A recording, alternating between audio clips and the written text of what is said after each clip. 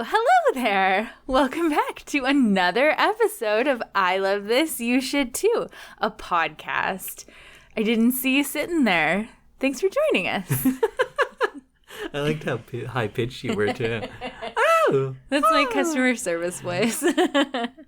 I am Samantha Hees, and with me is my lovely, lovely co-host, Indy Randawa.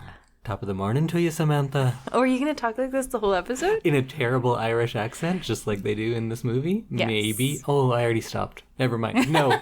In that case, no. The answer is no. So Indy was talking in an Irish accent because today we're talking about the 2010 film Leap Year.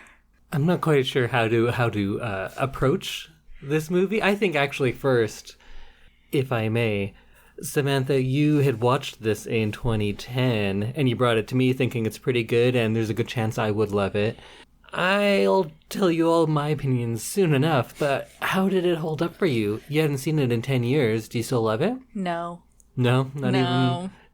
You just kind of like it. It's like a solid 6 out of 10. 6 out of 10? Yeah. Didn't you say, like, Raging Bull was a 6 out of 10? I don't think so. What's that, 7? Maybe, yeah. I disagree. Do you think it's lower? This movie? Higher. You think it's higher? I think... You think it's like a 10 out of 10. Yeah. You heard it here. Indy thinks it's a 10 out of 10. Oh, you pulled an indie there. That's Yep. pretty good. I like that. That's what happens when you live with somebody for 4 years. I think this movie is very bad. Like, I don't know how else to put it. I guess I'll spend the next hour or so explaining myself, but it's very bad. Yeah. It's a very bad movie, and the people who made it should feel bad for making it. I think, though, I'm going to try to be just, like, happy and fun and not complain this whole episode. Okay. If I get, like, a good 2 minutes to complain about it, maybe at the end. Okay. Sounds All good. right.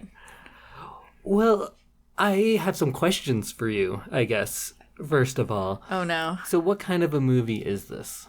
A romantic one. Like a romantic comedy? Yeah. So a romantic comedy should have romance and comedy. Yes. What's the comedy in this movie? Well, she's like awkward and clumsy. The clumsy girl. No, falling down does not equate to comedy. Although I think they're making falling down a personality trait in this movie. Yes, they are. Which I fearfully predicted in the last one. And we've talked about on this podcast before that women just get falling down as a personality trait. Mm-hmm. Because I assume this had male writers and they're like, I don't know, how do you make women approachable? I don't know, just make them fall down a lot. That's my producer and writer. The producer comes in and is like, well, we need this. And the writer, who's probably just like banging rails of coke, is like, yeah, I'll just make her fall down. People will love it. Then she's approachable. Women want to be her. This was written by a man and a woman. They should both be ashamed of themselves. Yeah, I think so. I agree with you. Do you have any more questions? Because the comedy in this one, I don't feel is earned in any way. It's my same complaint with Family Guy. I know the style of this movie and Family Guy are very different. Yes. I think how they go about writing jokes is very similar. They don't come from any of the situations or characters. They put them in situations because they think they can get a joke out of it. Mm-hmm. Like that same producer will be like, well, I want her to fall down in the mud because that's really funny. And then the writer says, like, yeah, so we got some mud. She falls down in because she's going up this mountain. Why is she in the mountain? I don't know. She has 3 hours, but it takes 15 minutes. And yeah, the train comes for no reason at all. We don't need to talk about that. We said 3 hours very specifically 3 times. Comes in 10 minutes. Don't worry about it. She falls in mud, so we're happy. It's just a lot of that. Like, why was that whole mud thing... The joke about her falling in mud is the reason they go up the mountain, not vice versa. Right. Like, jokes just come out of nowhere, and they don't have anything to do with anything. It could just be like, and then she's walking down the street, and someone throws a pie at her face. Why? Because he's a clown. And there's no, like, reason for any of this. It doesn't make any sense. So then what's the romance in it? I think it's that classic... They shouldn't end up liking each other, but they do, and then they realize it's true love. When did they like each other? Like, what do they do to make the other person like them? Nothing. All right. No, they have a nice moment at the castle before she falls in the mud. He tells her a story, and it's kind of romantic, and then she goes, "You're hitting on me," and gets mad at him. Yeah, Is that the nice moment? I guess. Where they argue on top of a hill? Yeah. Okay. Then I should be marrying a lot of people. Oh, Because I am no. arguing on mountains with people all the day long. No, you're only marrying me. But we never even argued on a mountain. We can still rectify that. Okay. I'll put it on the list. I'll put it on the wedding planning list. Argue on mountain. So maybe let's go over the plot of this movie. First, who are the main characters? There is Anna and Declan, I did not know that was her name. played by Amy Adams and Matthew Good. So tell me about Anna. She seems very type A, very assured of what she wants, and she seems very much like she wants to do whatever she needs to get things off her checklist. She's in control, would you say? Yes. And also, she would say, because she says, "I'm in control" 4 times in the first 5 minutes of this movie.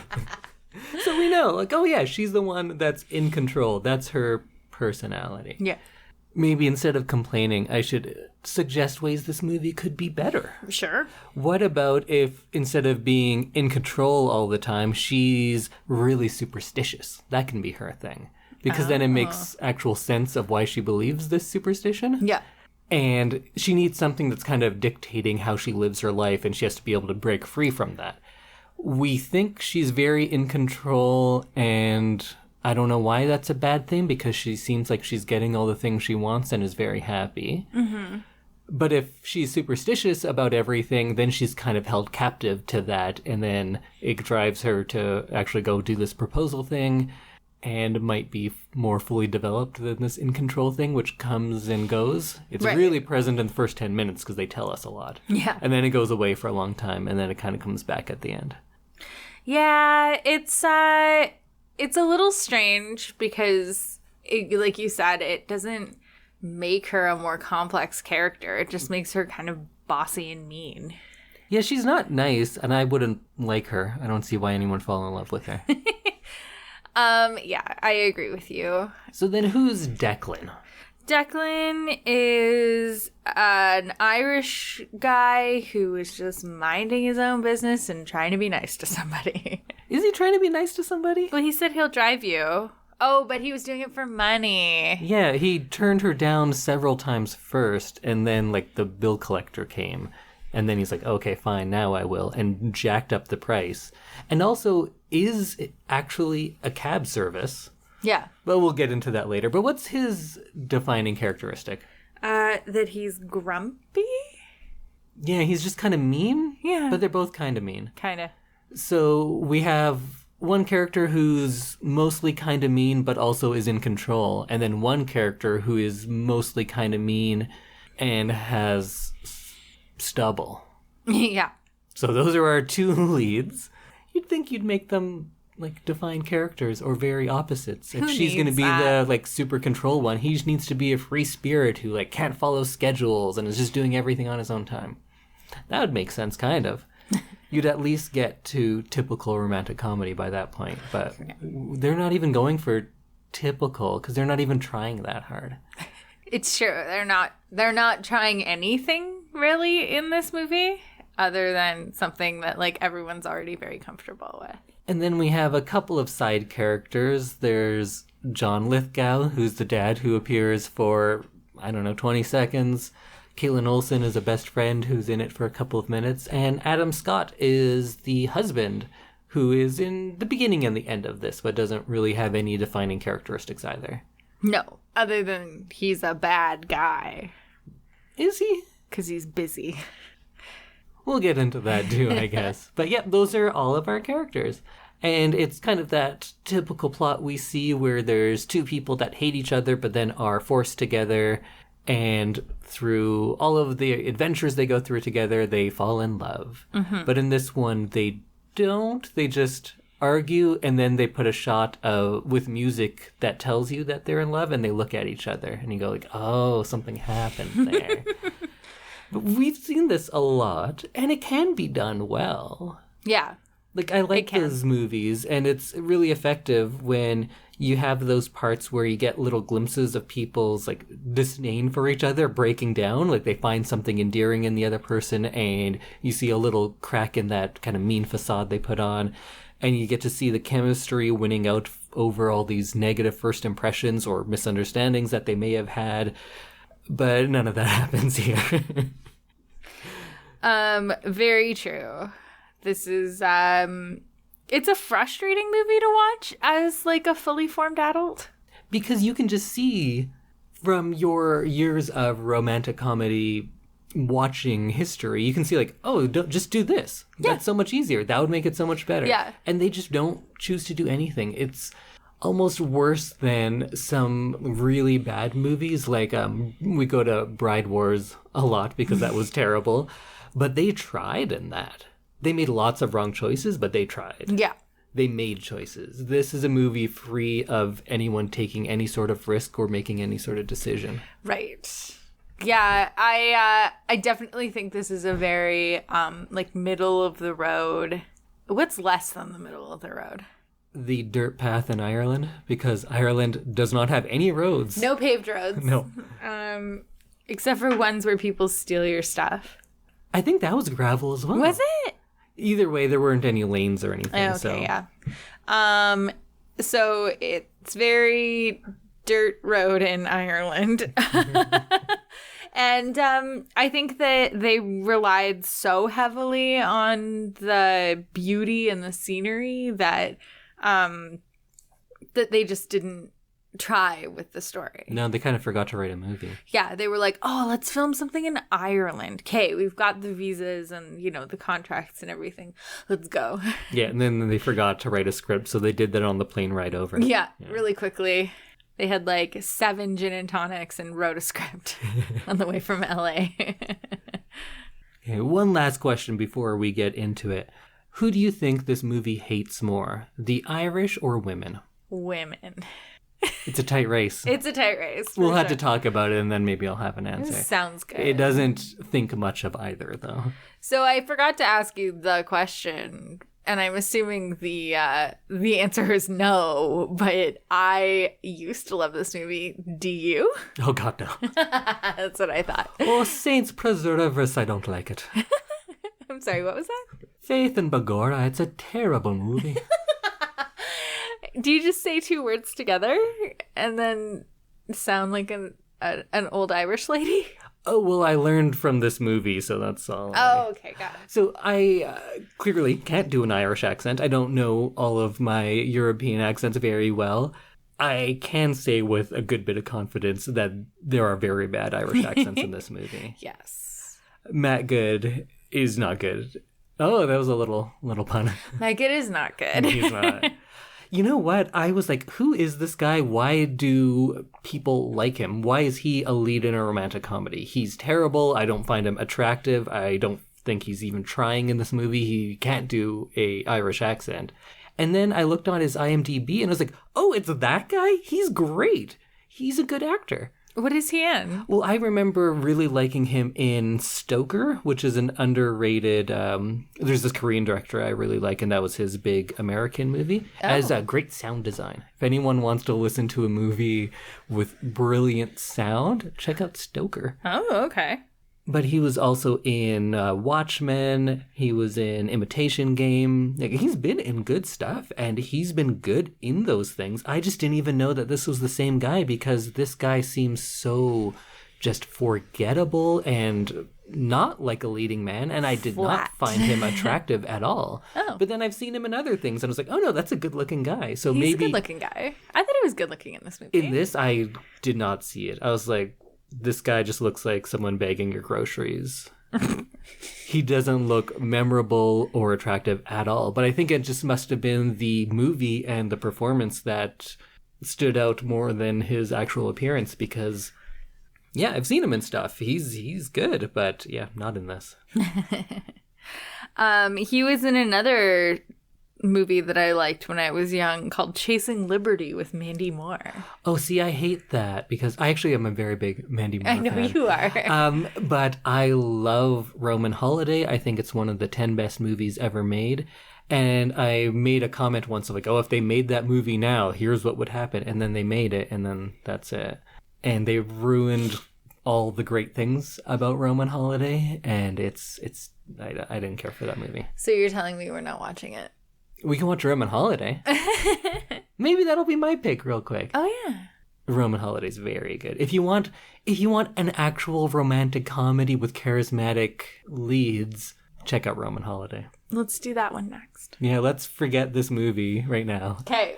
Bye, everyone. We're going to watch Roman Holiday. Oh, remember how we haven't even started talking about this one yet? Yes. Yes, Okay. I do. And it's already a painful episode. Okay, guys, we'll get on track now. We'll be quick and to the point, and we'll talk about leap year. So it starts off, we know Amy Adams is very in control because she says she's in charge. She says, I have everything under control. She says, I've had everything planned out and I have to check things off. You know, another way to make this movie better, what if she's a Patrick Bateman type? Because her character is very much like Patrick Bateman from American Psycho. They're both obsessed with control and how they are perceived and their standing in society. And he's a psychopath, and I think she might be too. Oh, okay. So maybe we just have her go further and start murdering people. I haven't seen American Psycho, so I don't know this reference, but We'll get there. I like the idea of her being like so tightly wound that one day she just like snaps and goes on a rampage. Well, she's willing to do anything to preserve this image that she's portrayed, whether it's killing people to get the apartment, killing to get ahead in the workplace, all that kind of stuff. I think that'd be good. That's a better movie. That's scary. So then her best friend, Caitlin Olsen, says, you jerk, you're going to get a better engagement ring than me. And she's like, what? I saw your fiance and he just bought you an engagement ring. You're going to get proposed to. So all sorts of trouble from this scene. And advice that I could give to our listening audience. If you know somebody's going to be proposed to or you think they are, don't tell them that. What would be the good part of it? None. You can either ruin the surprise or you get their hopes up for something that's not happening. Very true. Very true. It's a moment that should be like a surprise and special. Yeah. But then, of course, he doesn't propose. Instead, this asshole, he just bought her a bunch of diamonds for earrings. He just bought... What a dick. He just bought her 4 carats worth of diamond earrings. Yeah, he did. And she's not happy about that and kind of shows it too. Yeah. It's like a classic romantic comedy bit of how earrings come in the same boxes as like rings. Right. So you're like assuming you're about to get proposed to and then you open it up and it's earrings. Did that happen in Bride Wars? No. There was just best friends being angry at the other for being engaged. Mm-hmm. Okay. Yeah. But it's such a tired bit that like you kind of already knew it was coming and it was just like Yes. Yeah, it was old and we could have done something way better with it. And another thing you shouldn't do, if you think you're going to be proposed to, don't go tell everyone you're engaged. Because she tells a stranger at the bar. First of all, this stranger at a bar, she sits down. Yeah. And without saying anything else, he asks her to marry him. Yeah, just like random dude. Yeah. Because then we can make a joke about how this guy will marry me, but my boyfriend won't. Yeah. And then her dad comes, and it's John Lithgow, and she tells him she's getting engaged, or does she already not get engaged by this point? No, he overhears that random conversation with this drunk man, and he's like, "You're engaged?" Right, because she doesn't know the truth yet, so she believes she's getting engaged.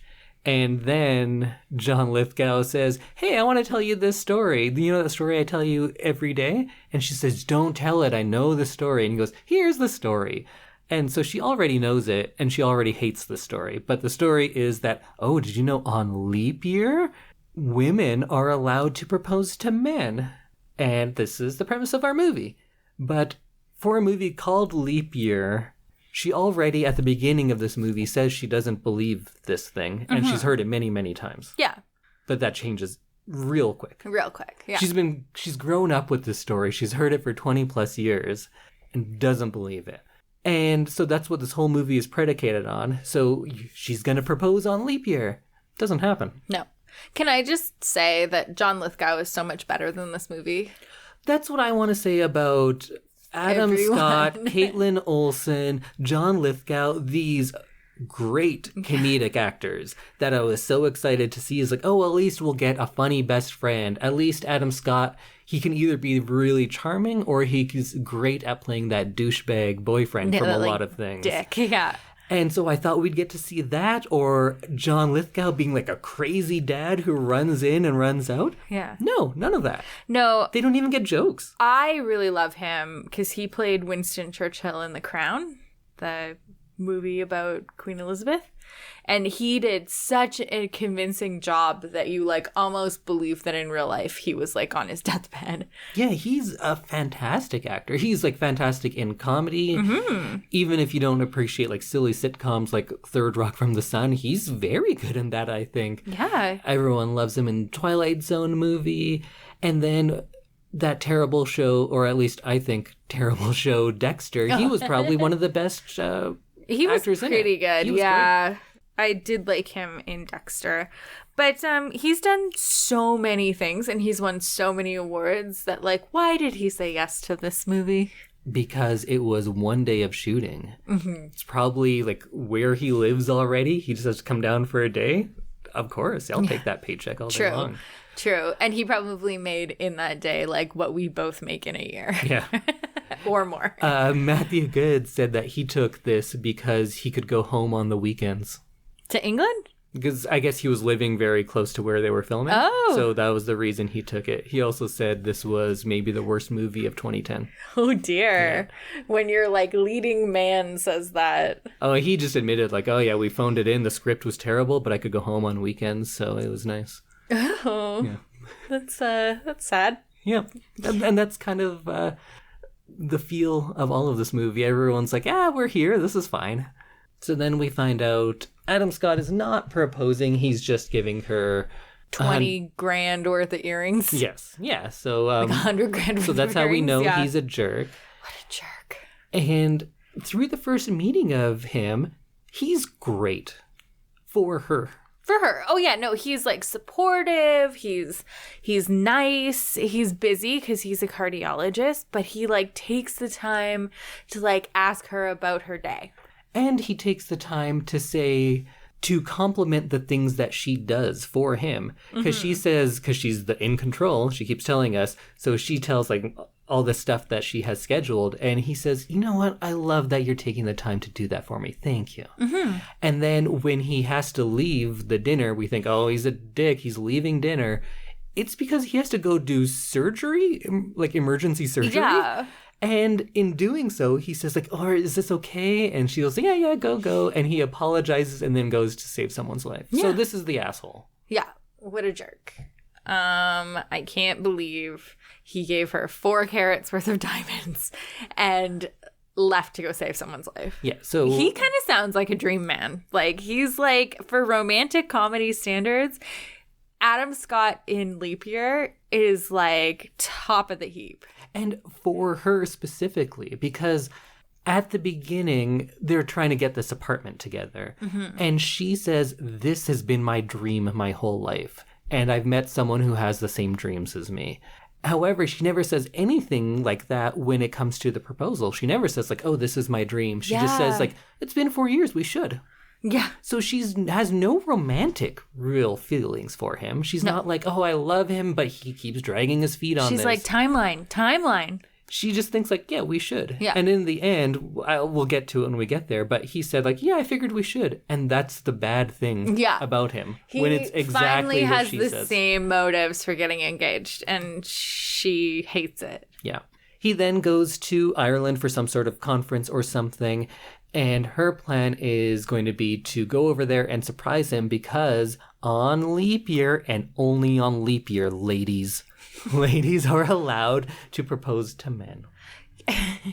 Yeah, I feel like this was an outdated concept even in 2010. Oh, definitely. I think this has been an outdated concept for like 50 years. Did you know that on leap year, women can propose to men?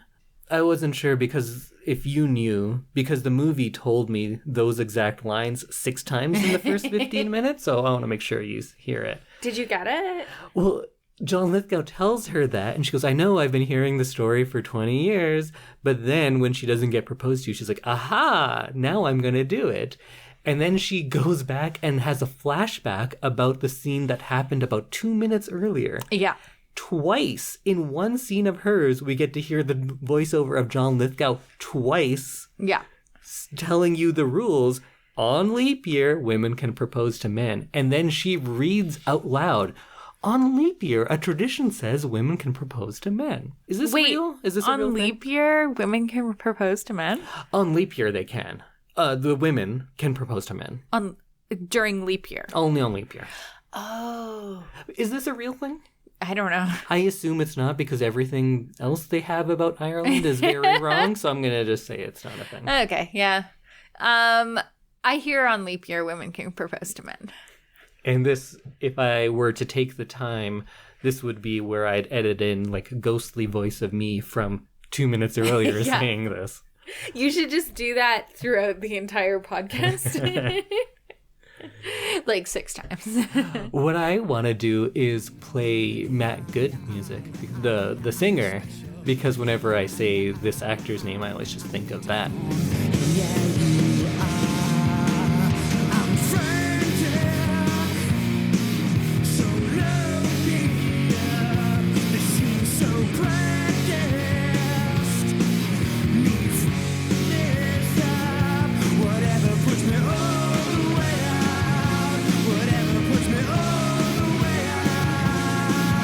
So she gets on a flight to Ireland, and then it's diverted to Wales, which doesn't make sense because they would have been coming from the other side, I think, right? Is that correct geography? They would have had to have flown over Ireland to get to Wales, but let's not even worry about that because the geography stuff gets much worse as we go. She lands in Wales, is a jerk to everyone at the airport, just walks to the front of the line when there's 20 people in line already. Yeah, she's like, I'm more important than you. Bye. I'm wearing clicky heels at the airport, so don't worry about it. To be fair, I do let anyone wearing clicky heels go in front of me for anything. Well, they might stomp on you. Exactly. That's just self-preservation. And she can't get a plane out of Wales, so instead she gets a boat, and it's like a scene from A Perfect Storm because she's riding on these like 90-foot waves, and I don't know if that was exaggerated for comedic effect. Do you think that was a joke? Like, look how crazy this is, and it's funny? I think so. We've been on a boat in that water, so it's... In that kind of water? In, like, crazy, churny, stormy water? We've never been in anything close to that. Not on the ferry?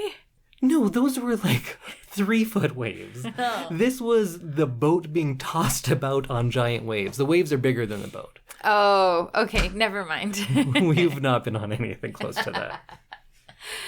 I think it was for, like, to make you feel bad for her. I guess, yeah. And, like, see how hard she's struggling for this goal that she's had for, like, 35 seconds. Right. So she's getting on a boat from Cardiff to Cork, but they're like, oh, we can't make it to Cork, so we end up in Dingle. Dingle. You have to go past Cork and keep going for several hours to get to Dingle from Cardiff. So, again, just, like, don't make it that city then. If you're going to lie about it. You have to, like, map out the course. Again, they keep going right by the thing they're getting to. Yeah. And then she keeps saying, like, I want to drive and make it to Dublin before the evening shops close. But it's like a 2.5-day drive from Dingle to Dublin. But it's not. What do you mean? In, like, real life, it's a 2-hour drive. No, it's like 2 days. Dingle to Dublin? Let's do it right now. Yes, I looked it up. Oh, I guess I was thinking Tipperary, where she goes to, but I think it's not a 2-day drive. Oh, no, never mind. So how long is it? 4 hours. So not a 2-day drive that it takes. No, you're right. In fact, they go from Dingle, the car breaks down, And they walk to Tipperary, which is half the way. Yeah. So they walk a 2-hour drive in 20 minutes. Yeah. But then the next leg of this, another 2-hour drive, takes them day and a 3 half. days? 2 days? Something like that. But we're not here to complain about geography. There's better things to complain about in this movie. Very true. Okay, so she gets off the boat. She's all sandy and soggy. And she meets this handsome bartender. Debatable. I think he's handsome. I think he can be handsome. He was handsome in Stoker. Okay. Yeah, Sometimes handsome bartender. He's a dick. Everyone in there is real creepy. Mm-hmm. Oh, another way to make this movie better. Maybe right then we switch to a Wicker Man sort of scenario. All these scary townsfolk are part of some secret cult, and they're going to sacrifice the outsider. Sacrifice a redhead? Because they all are very mean to her for no reason at all. He says, oh, you need a cab? Here's a number. Call it. And then it's just him. And he's like, no, I'm not taking you anywhere. Fuck you. Ha ha. And this is our romantic lead. Yeah. This is how we're introduced to him. She then also decides to stay there for the night because there's nowhere else to go. Yeah. And he walks in on her changing. And twice. Yeah, he does it. She says, leave. He refuses, continues to talk to her and look at her, and then leaves. And then comes right back in and proceeds to watch her change and try to catch her naked. Yeah. And that's a romantic lead. That's romantic. So romantic. But then she's like, oh, but he's hiding something because I saw a photo of a woman. So he's mysterious now. He has a different accent. So I'm on board. She's into it, which she shouldn't be because that is terrible. This is not a good movie. That's what I'm saying. Okay, I'm downgrading to a 4. Oh, we're at 4? I'm going to see if I can get you to 2 by the end of this. Well, I've already dropped, 3 points? Yep. Let's keep going. Okay, perfect. Keep going. We find out that he is going to be out of business soon because he's terrible at his job. Mm-hmm. He doesn't serve food even though he's a chef. Yeah, like an actual chef. Yeah. Or he at least says that. Yeah. And instead is willing to make her a ham sandwich. What does he call it? Hang. A hang sandwich. Yeah. I think that's just a bad Irish accent. Oh, so he's just not speaking the language properly. Yes. Yeah, it's not like a colloquial term. I believe it's an accent thing. Oh, yeah. See, that makes it much less charming. Yeah. Yeah, he's just doing a bad Irish accent. There's lots of Irish people you could get in this movie. Yeah. Or people who can do an Irish accent. But I say just get somebody from that country. There's lots of them out there. Exactly. Or set it in a country where the actor that you're set on playing Declan is from. Do it in small town England. Sure. Yeah, because Matthew Good's English. He's English, okay. Yeah.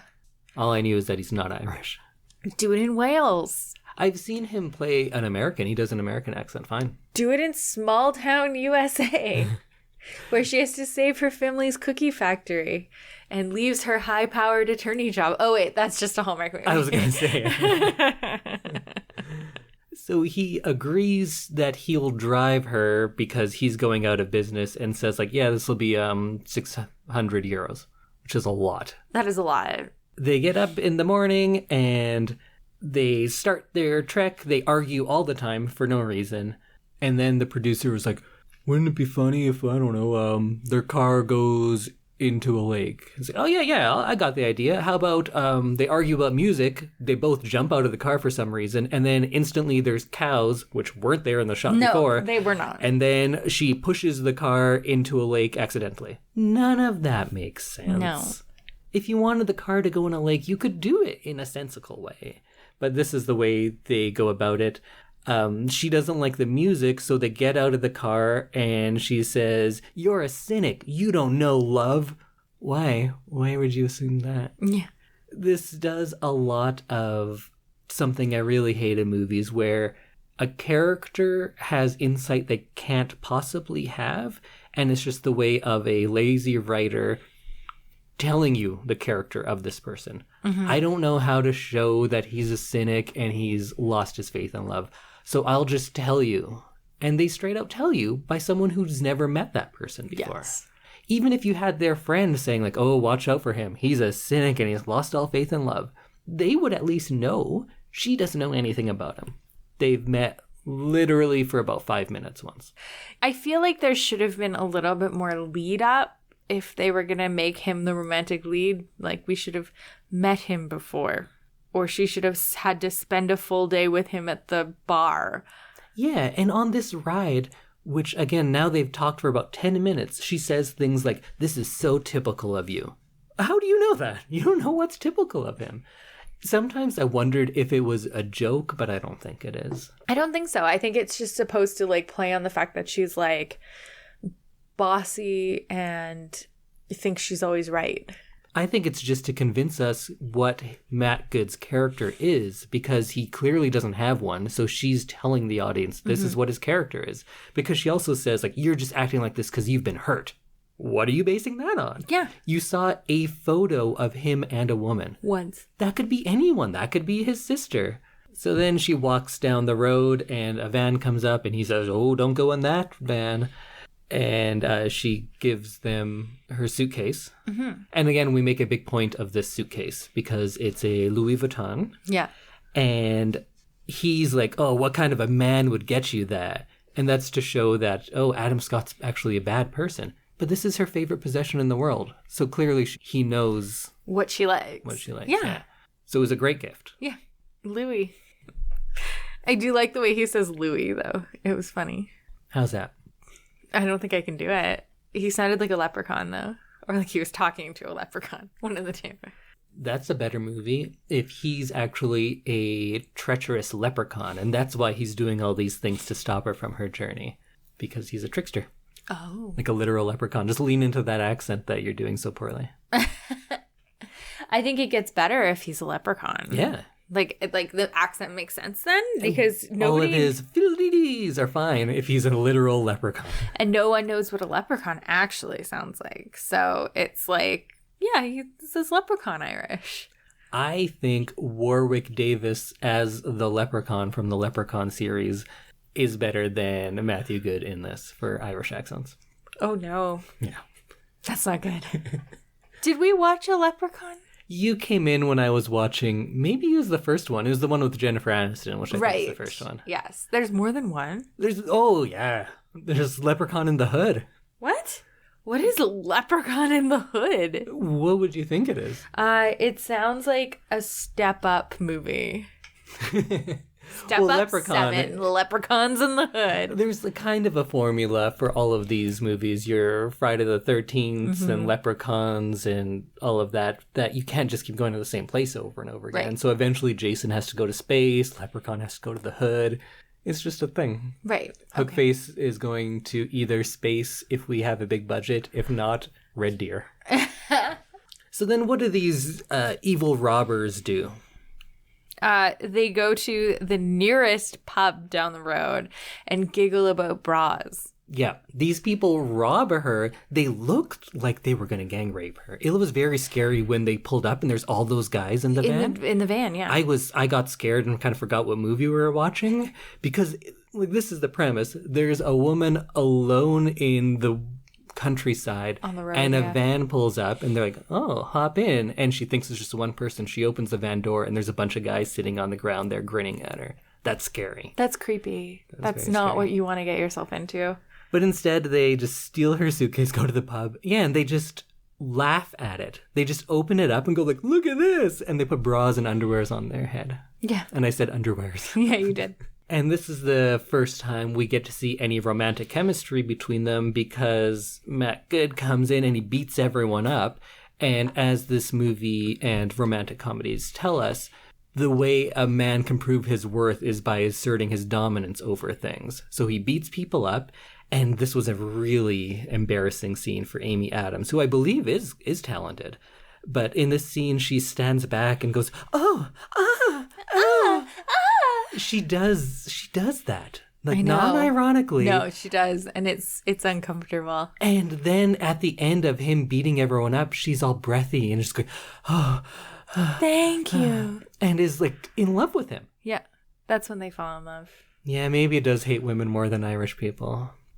It doesn't like either. She's like, "Brute force. My true favorite." It's very disappointing. Because Amy Adams is good, right? Yeah. I get her mixed up with a lot of people because she came out at the same time as other actresses who do similar roles, and it was when I wasn't living in the English-speaking world, so I didn't discover them until like years after. But she was in Arrival. That was her. Yeah, she went on after this movie to do a whole bunch of like more dramatic things. But I think by this point, she'd already been nominated for at least one Oscar. Yeah, so she's better than this already. But maybe it's like a Matthew Good situation where she just wanted to work and like... Oh, I get to walk around the countryside for... This is probably a short shoot. It can't be that long. It's pretty simple. It's mostly walking and... When she was in Enchanted. Yes. I actually liked Enchanted quite a bit. That was 2 years before this. That's... they're getting a sequel. Really? Disenchanted. Really? I believe that's what it's called. She was in Doubt. Yeah, she's done quite a few things, and I really like her dramatically. I liked Arrival. I liked quite a few of the things that she's done, but this was not one of her best. It was not. Although she's also Lois Lane, and those movies were pretty junk. She's Lois Lane? Yeah, and like, you know, the new current Superman story. Although there's been so many, I can't remember. I haven't seen any current Superman. They're very bad. Very bad. My dad was in one of the Supermans that was filmed in Calgary. Oh, like Superman 3 or something? Yeah. I don't know if it was 3. What did he do? Was he just like walking by? Did he speak? No, he was an extra in the crowd. Oh, okay. I think he was wearing short shorts. I assume he was wearing short shorts because I've seen photos of him in the 80s and he was definitely wearing short shorts. Like the entire decade. So now we finally get to a point where they're reunited and they're going to take a train. And they go to the train station and the guy says, the train comes in 2 hours. You got that, everyone? 2 hours. Oh, man, 2 hours? I have to wait for 2 hours? Yeah. Let's walk up to this castle. It's 15 minutes away, and you don't have to be here for 2 hours. Yeah. And then they get up to the castle, and they're like, the train's coming. Also, it started raining, even though the last shot had blue sky. You never know in Ireland. Yeah, I believe that's true, but... And when you're with a magical leprechaun. That's the thing. You just never know. So this scene is just there for the sake of her falling in the mud because that's funny. Mm-hmm. Are we meant to believe that she was in the castle for 2 hours? Or that... I think we're meant to believe that it took longer to get up to the castle because that was like a straight uphill climb. Yeah. So that's definitely not 15 minutes. No. And she's in heels. Mm-hmm. So it probably took even longer. She does have her heels in her hand. Oh, does she? Yeah. Okay. So she's barefoot, which would also take longer because it looks very rocky in Ireland. But this woman who has been praised for her scheduling and timekeeping. That's actually a thing we have in this movie. So there's one thing we know about her. She's always on time and she knows schedules. Yeah. They go out of their way to tell us that. Yeah. But she mistook 15 minutes and 2 hours, even though all she keeps talking about is, I need to make this train, I need to make this train. It's in 2 hours. When is the train? I need to make it. It's in 2 hours. When's the train? 2 hours. What's happening in 2 hours? She needs to make the train. Oh, okay, perfect. I'm with it. Did she just forget? You can't do it when you go out of your way to tell us that. Like, that's the thing about this movie. It doesn't play by its own rules. And I know it's one thing for, like, comedy to come from nowhere. You feel cheated as an audience member when there's things like this. Like, if it's a murder mystery and in the first scene we go, okay, it's not Samantha because here's her video. Here's video of her at that moment somewhere else. And then at the end we go, actually it was Samantha. And we just ignore the video ever happened. Yeah. That's not a twist. That's lying. Yeah. And that's what this movie does. Lies to you. It lies to you. It's not honest in how it gets to its plot points or to its jokes, if you can call them jokes, because it's just someone falling down. We also forgot that she blacked out the entire city she was in because she plugged in a charger, and she's so klutzy that somehow takes off power for the entire town. Yeah, of Dingle. Yeah. Dingle is a real place. Is it? Yeah. Oh, it just, like, everything in this movie is so ridiculous that I totally expected Dingle to be fake. Yeah. I don't think this was actually shot in Dingle, but at Dingle's place. Learning. Yeah. I like it. I have a good fascination with Ireland, and I think it only just comes from the few Irish people I met. Loved all of them. We got along very well. If Chris is ever listening to this, hi. Hi, Chris. He was a good guy. He let me sleep on his couch for a while before I left town. I don't know what I was talking about, but Ireland seems great. Dingle is real. Yeah. Dingle is real. And I'm probably not an expert on Irish accents because I only know like 3 friends and then I listen to the Rubber Bandits and stuff. So I'm just taking it from that. But I am quite confident in saying that Matt Good is doing a very bad accent. Yeah, I assume so. He doesn't seem authentic. What are we even talking about now? I don't know. She falls down. We don't know why the train was early or if she lost track of time. Never explained, never brought up again, even though all she cares about is this stuff. So then she's going to stay at the train station guy's house. Yeah, which is like a normal thing to do. Yeah, sure, why not? Train conductor takes you home. Yeah. Well, he does run a bed and breakfast. Right. Okay, so that actually does make a little bit of sense. Here's a very simple question. Why is Matthew Good's character here? Because he has a car. No, he doesn't. The car's gone. They left the car. Oh, to make sure she doesn't get murdered. So is she paying him for protection? I guess so. But she often walks away from him and tries to get away from him, and then they just happen to be in the same place. Yeah. Because she's paying him still. She originally was paying him for the ride, but then his car got wrecked, and now she's taking a train. But she's still paying him? Mm-hmm. I don't know why. Like, I have no good answer for this. They never address, like, the simple point of why is he here? It made sense when he was the one taking her somewhere, but he's not doing anything now. He's only there to antagonize her. Mm-hmm. And she's paying him by the day because then that night he also says, oh, that's an extra €100 because it's overnight now. And she's like, fine. Why? Just leave. Why wouldn't she just say to him, leave. I hate you. You're a terrible person. Go away. But no, instead, they pretend to be married. And then they stay at this charming little bed and breakfast. Where the owners force people to kiss. Yes. And not just kiss, but make out at the dinner table. Shift. Shift? I know a little bit of Irish slang. That's making out. Oh. They're straight up shifting. Ew. I don't think I like that. I like it better than snog. Oh, yeah, that's better than snog. Snog sounds like something you do in the back of your throat. Yeah, just... Yeah. Like, oh, I snogged a real good one yesterday. Ew. That's grosser than me saying shift. So we're going to watch this scene. Can you set up the scene for us, Samantha? Yes. Amy Adams and Matthew Good are sitting at the dinner table pretending to be married at the bed and breakfast. And they're having a discussion about marriage and love. And all of a sudden, out of nowhere, the proprietor and proprietess decide that everyone needs to kiss. And after this Italian couple just straight out starts shifting right at the table. Ew. Well, I've kissed my wife. Stefano has suddenly kissed his wife. Oh, no, we're fine. We did it earlier. Kiss. Done, dusted. Yeah. Ah, bit of shivery, man. You know what I'm saying? Oh, that's perfect. I don't know, if that was a kiss, I'm surprised you're still wed to him at all. No, they're shy, that's all.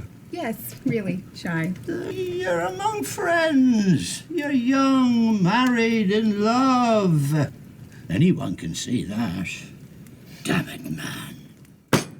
Kiss the girl. And then they make out and everyone applauds. As you do when people make out at the dinner table. So this makes no sense on many, many levels. Yes. But even first, why is Matthew Good there? No reason. Why are they pretending to be married? No reason. They don't have to be together. Why is this guy making them kiss? No reason. Just because the writer was like, all right, so we need them to kiss. Oh yeah, I forgot he was like a coked out guy. All right, so we need them to kiss, right? So how about we just make someone tell them to? And then other writers were like, why? And he's like, fuck you, you're fired. And that's it. They're just like, we want them to kiss because if you kiss a woman, they will fall in love with you. Oh, instantly. Because that's the two things that women like. It's diamonds and proximity is what this movie's topic. The right diamonds. The right diamonds. And proximity. I remember we were talking about, someone who their partner doesn't let them get into like cars with men. Yeah. And that sounds like the craziest thing to me, because if you're like, I am with my guy friend, I'd be like, all right, have fun. I know this woman who, yeah, her partner was like upset with her one time because their male neighbor saw her walking home from the grocery store and offered her a ride home since they live on the same block. And this is someone who's also married, also like they're very good friends with his wife as well. And there's like no reason that wouldn't be just a nice thing for someone to do. And the reason people think like this, like, well, if they're in the same room, they're gonna start fucking. Yeah. This movie's like this, because that's exactly what happens. These people have nothing in common. They hate each other, but they're in the same room. And so they're in love. That's it. Yep. Because the main thing that makes people fall in love in romantic comedies is proximity. Mm-hmm. It's just, yeah, it's just sad. Very sad. And she instantly forgets her boyfriend because as soon as he kisses her, she's going for it. She's into it. Adam Scott isn't that forgettable. In this movie, he kind of is, but everybody is. But he's Adam Scott. Matthew Good is much more forgettable than Adam Scott is. Yeah, for sure. Because at least Adam Scott's always getting texts with images of like, how do I save this heart? That's memorable. Yeah, exactly. And he gives you diamonds all the time. That's memorable too. Yeah, like a lot of diamonds. So that's all really uncomfortable. They make out and then they go for a walk. And again, it instantly starts to rain, even though 10 seconds earlier it was blue skies. And then they end up barging in on a wedding. Yeah. And everyone's just cool. I was like, okay, yeah, stay here. And then the reception's right after, which they're also invited to. The big giant storm has cleared up and it's once again blue skies. It's 20 seconds lovely later. outside again. And then I guess the comedy that comes is another one of those jokes of like, well, could you make, I don't know, a bride get hit in the face with a shoe? That's funny, right? And he's like, yeah, okay, so they go to a wedding. I don't know why they're allowed to stay. I don't know why. And then somebody picks up Amy Adams. They spin her around a bunch. I don't know why. Her shoe falls off. Shoe fucking hits her in the face. Boom, done. And then the guy's like, oh, you've done it again, Steve. You're a genius. So that's what happens. No reason any of that happened. No. But it's funny because someone gets hit in the face with a shoe. It's, yeah. This wedding scene is like a nice change from just Amy Adams and Matthew Good like kind of silently hating each other. Or bickering about nothing. Yeah. Which is very annoying. So it's like fun to see that until her shoe flies off and hits the bride in the head. And then the bride's like, it's okay. Even though she's got like a head wound. Yeah. And the bride gives speeches at the reception. She gives her like vows in the middle of the reception. She says, everyone stop, stop, stop. And then... Oh, it's like a traditional toast. Oh, that same toast? Yeah. Oh, everyone does the same toast? Yeah, it's like a thing. I've heard it before many times. I don't care for it. Okay. You should write your own material, I think. It's just like it's like an old traditional It's thing. an old Irish tradition, fiddle-dee-dee. Leap year. I hear on leap year, the women can propose to the men. What? Yeah, it's crazy. What? I just think on your wedding, you should be writing your own material. Oh, it's a lot of... Right? It's a lot of pressure. But if not at your wedding, then when?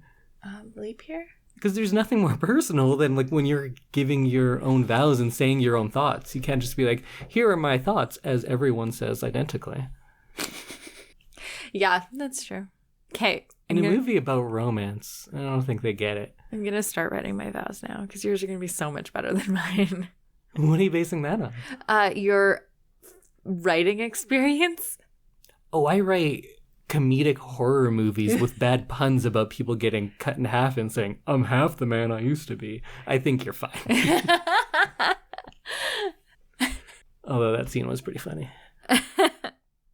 So they're going on. They still hate each other and have no chemistry, but every 30 minutes, nice music plays and they look at each other. So that's what movies tell us is love. That's love. Situation. He also says, riddle me this at one point.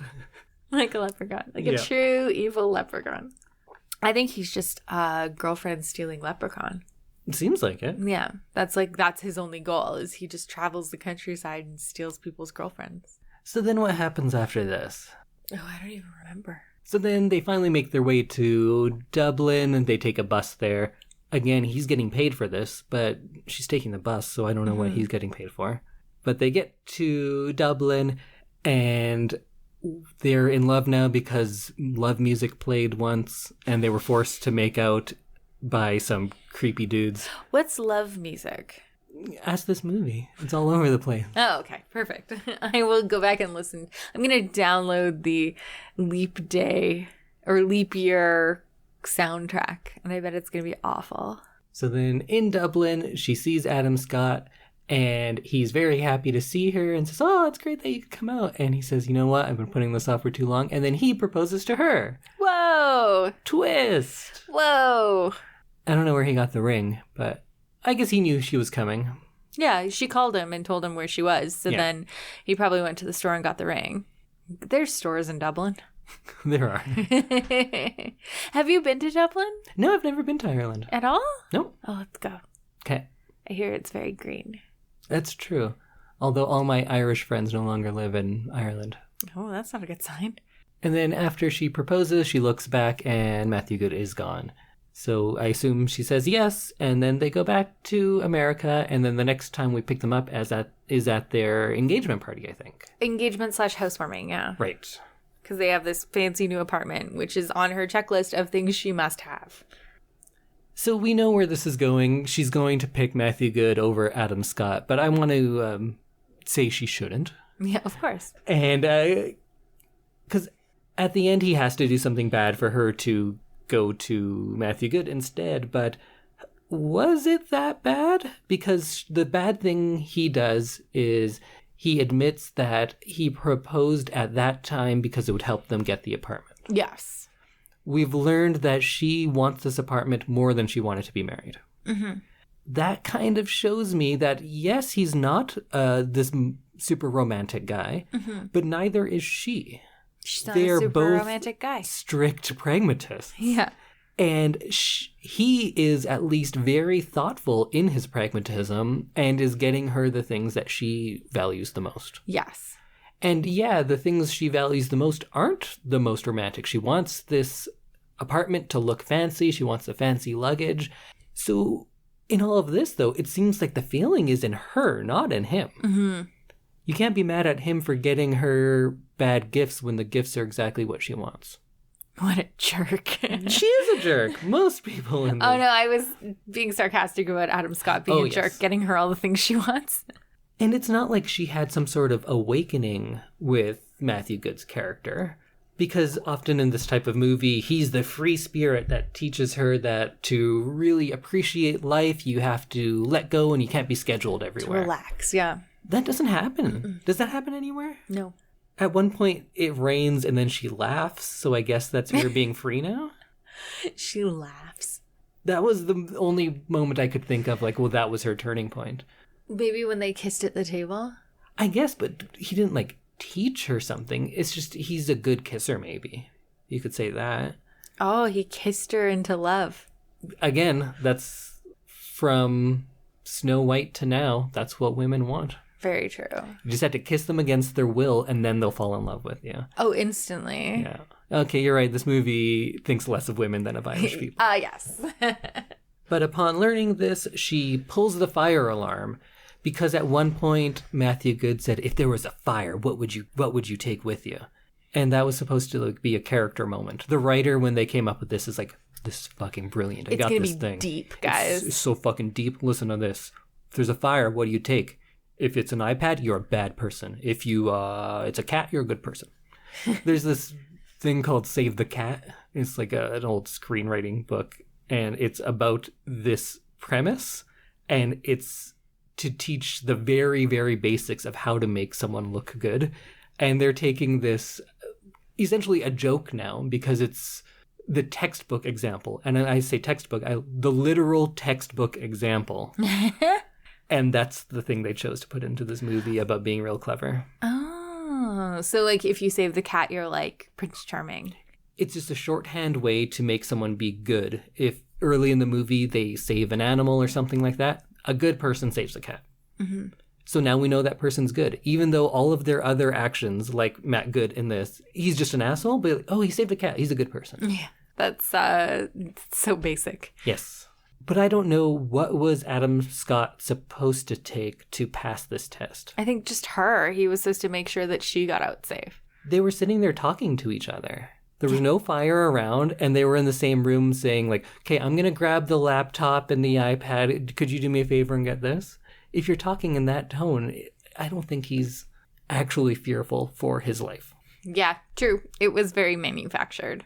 So that's the test he failed, and that's why they shouldn't get married? Yeah. What was Declan's choice of what he would take? His mother's Claddagh ring. Oh, right, and they make a big deal about that. Because there's one thing we know about Irish people, it's that ring, so now we have to put it into the movie. Did all your friends in high school go through like a Claddagh ring phase? Only the ones who were watching Buffy. Yeah. It's the equivalent of coming back from a Mexican vacation with braids. And a tan. But he couldn't take that because he gave that away to someone already.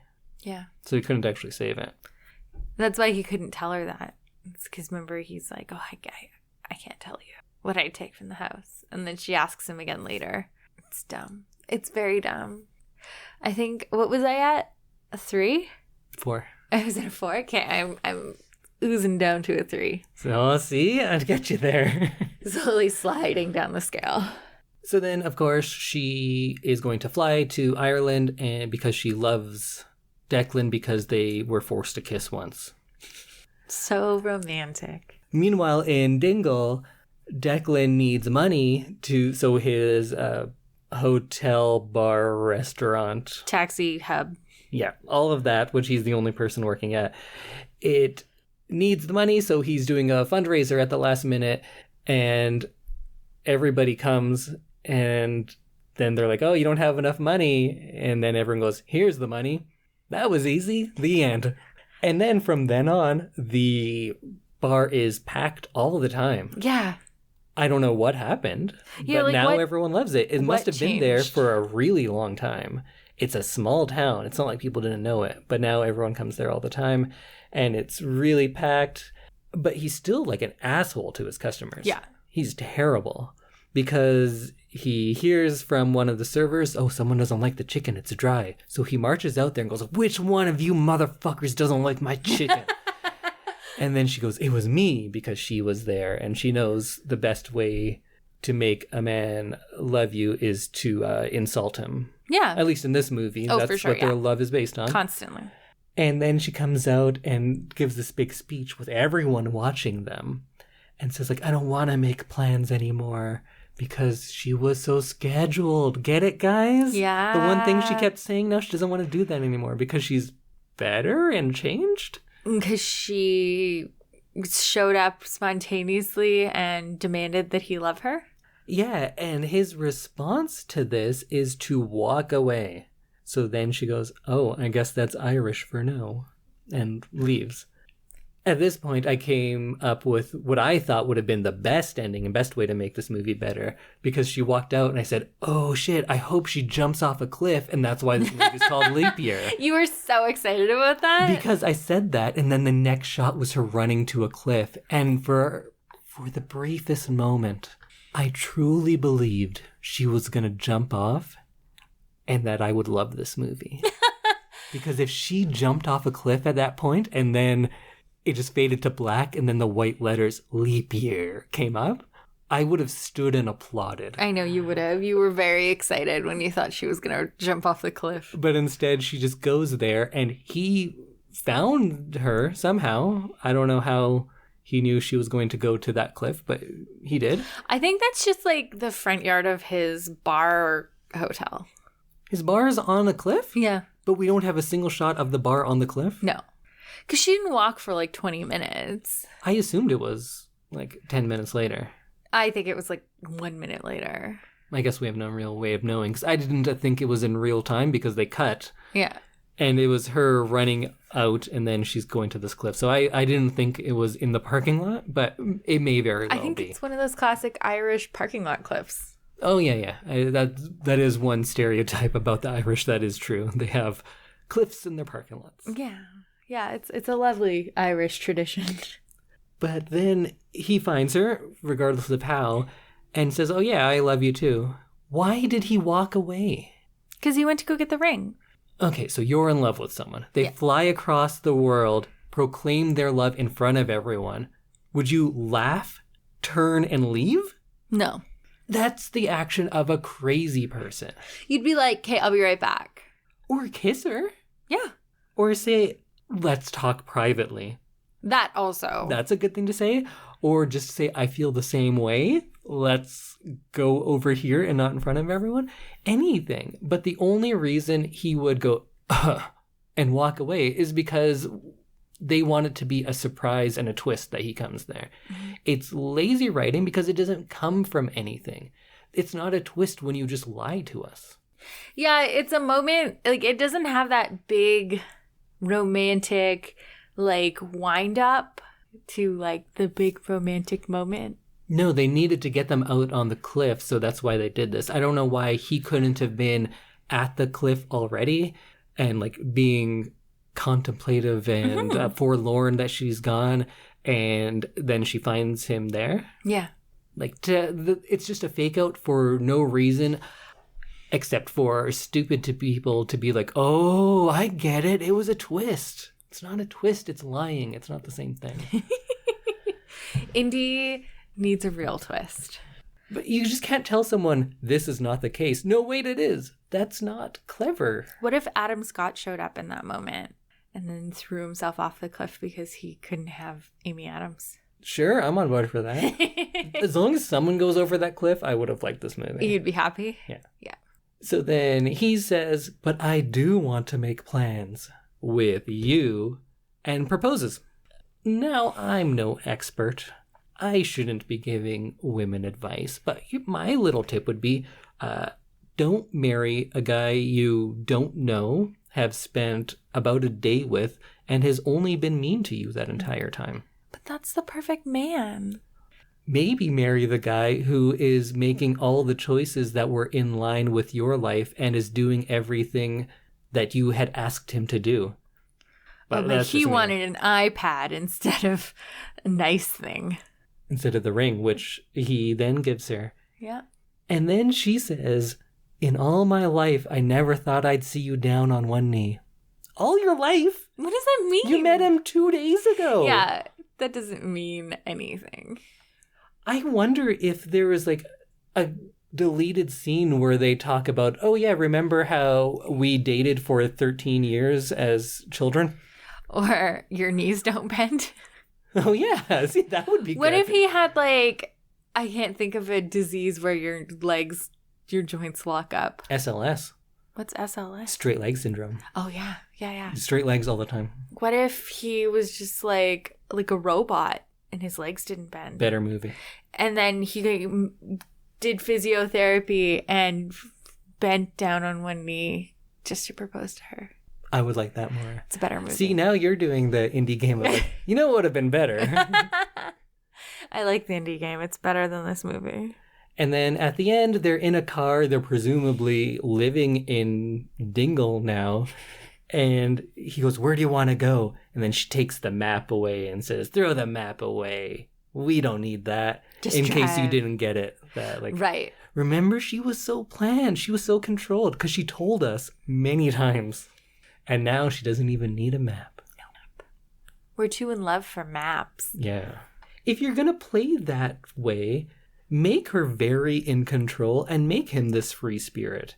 And then she learns to live in the moment and appreciate things and not plan ahead. And maybe he learns that, like, oh, I have to take this business seriously. I inherited it from my parents. I never really wanted this life.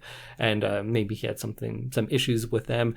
But she brings that practicality to him. They both learn something, but they both grow together. She has spent her whole life making other people's places look good. Now she'll have a place of her own, a bed and breakfast, bar, restaurant, taxi service that she can design and is her own. And they'll live happily ever after. This is still a formulaic movie, but why not make these simple connections? Mm-hmm. This is such a lazy movie. I really thought I would be more like fun and funny throughout this, but I did just complain. It's tiring to be that fun and funny with a movie that doesn't even try. No. And that's like the least forgivable thing. Like something like Cats. Cats is a nightmare train wreck. But they went for something. They did. They tried something and they failed so fucking spectacularly. But they tried. And I appreciate that more than something like this. Because it's just, why? Why make this movie? Money? That's the only reason. There's zero other redeeming qualities of this movie. There's talented people being dragged down by it. I think this movie needs to apologize. The filmmakers of this movie need to apologize. They need to apologize to Caitlin Olsen, Adam Scott, and John Lithgow for wasting their Time. comedic talents. They need to apologize to Matthew Good and Amy Adams for taking these rising star careers and just like throwing them into the mud. They need to apologize to all the many screenwriters, because there's so many screenwriters out there who are working all night long, writing stories they care about and that they think people need to hear, and they don't get a shot because garbage like this is being made. They need to apologize to women for suggesting that they have no defining character traits outside of falling down. That's it. And that they'll fall in love with any man who asserts dominance over them.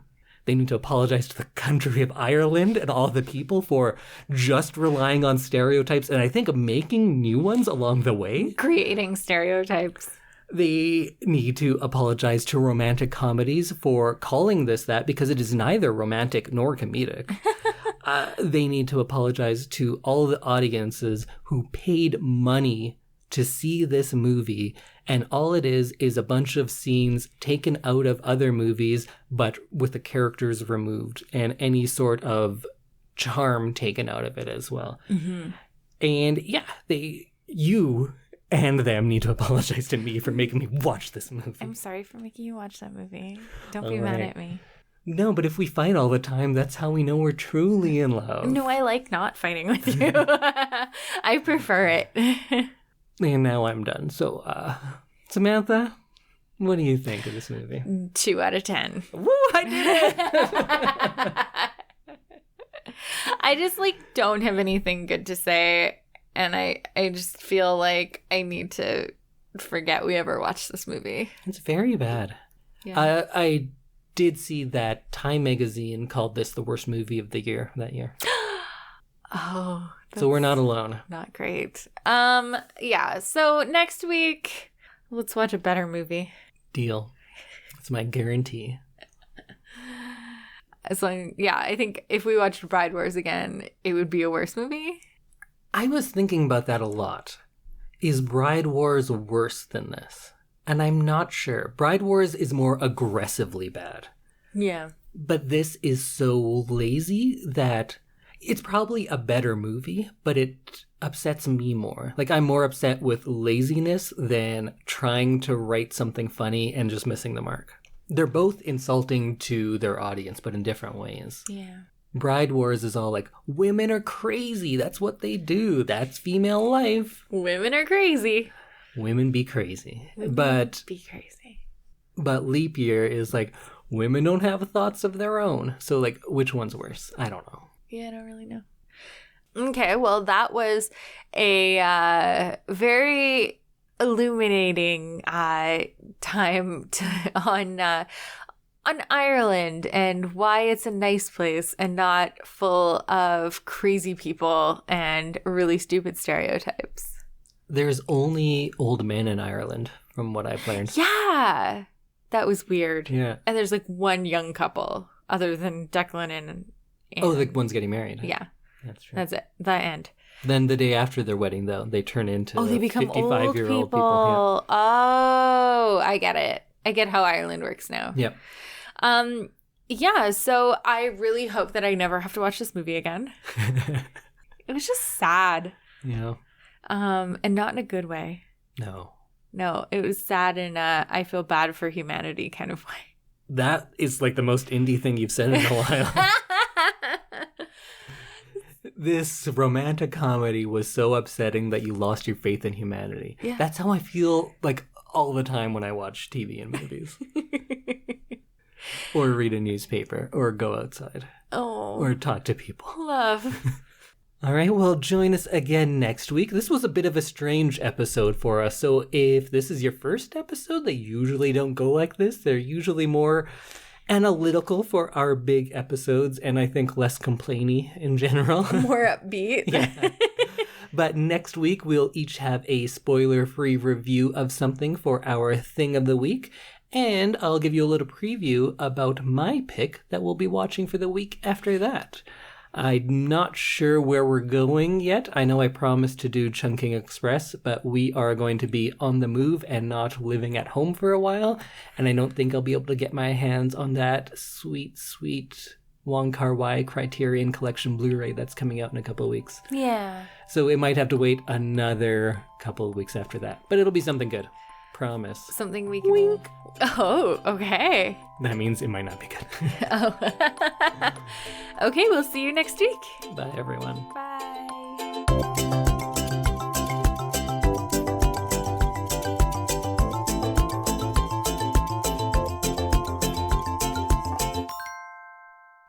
How do they say bye in Ireland? Bye. Fiddle-dee-dee. We'll see you next week. Fiddle-dee-dee, indeed. He said fiddle-dee-dee. Like a more than bunch of once. times. Yeah.